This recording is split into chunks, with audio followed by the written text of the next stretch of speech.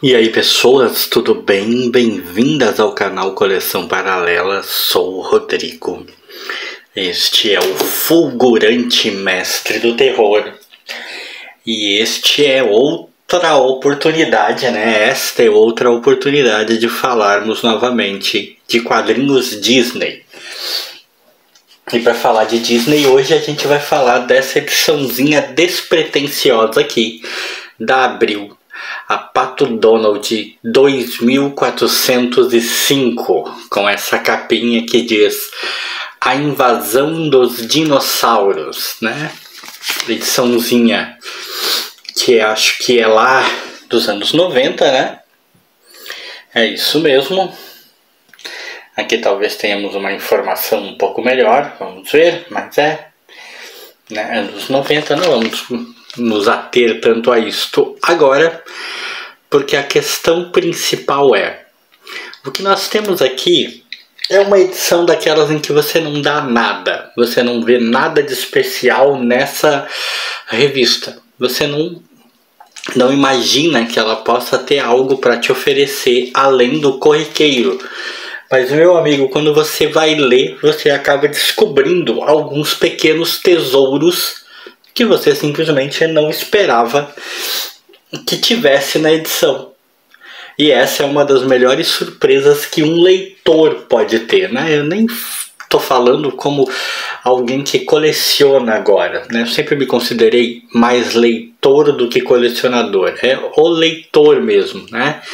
O colecionador muitas vezes não se importa tanto com a qualidade do material que ele tem, a menos que esse material de alguma forma agregue valor à edição, né?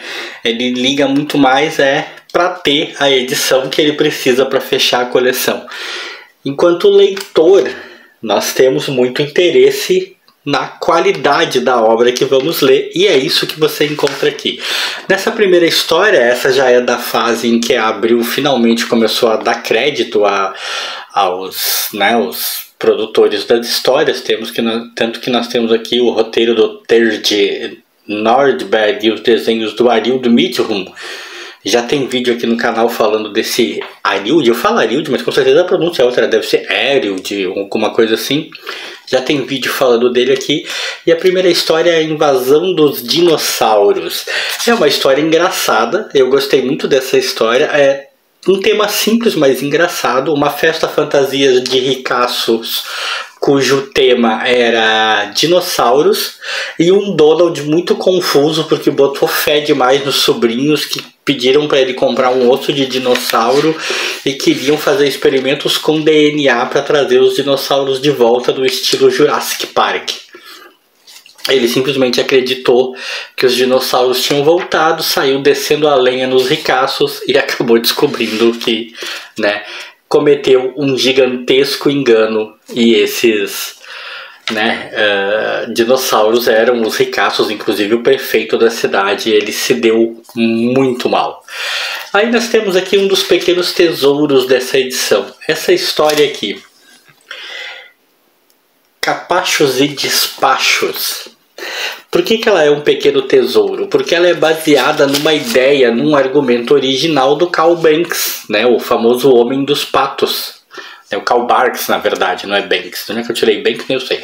Mas baseada numa ideia original, num argumento original, vamos dizer assim, do Carl Barks.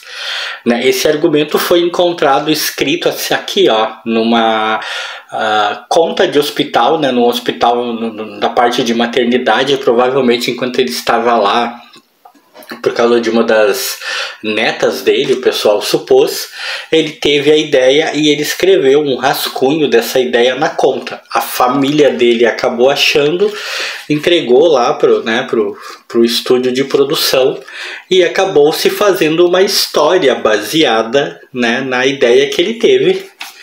A história então foi escrita, né, teve o argumento do Carl Barks, né, teve o roteiro e os desenhos do Dan Gibbs, né, o crédito ao Carl Barks foi dado, e essa história muito louca aqui, curtinha, não chega a ser uma história muito especial quanto ao seu conteúdo em si, em que o Pardal inventou uma espécie de capacho inteligente que ele está tentando vender, mas o capacho funciona bem demais e acaba expulsando, inclusive, ele e o Donald da casa.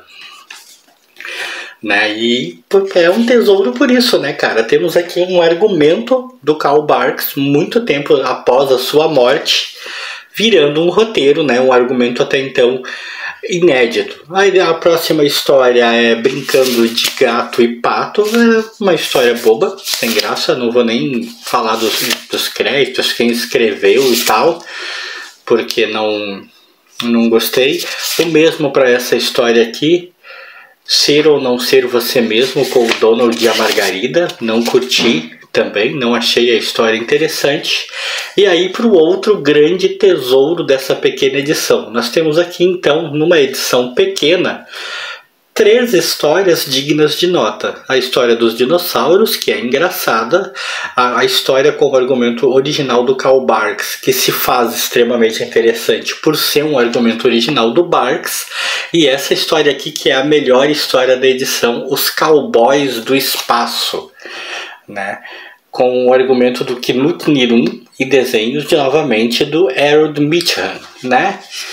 Que Patópolis está passando por um caos, porque nada está funcionando, TV, celulares, sinais de trânsito, tudo que depende do sinal dos satélites que estão em órbita do planeta não estão funcionando. Todos esses satélites são do Patinhas e eles... tá acontecendo alguma coisa com eles que eles não sabem o que é.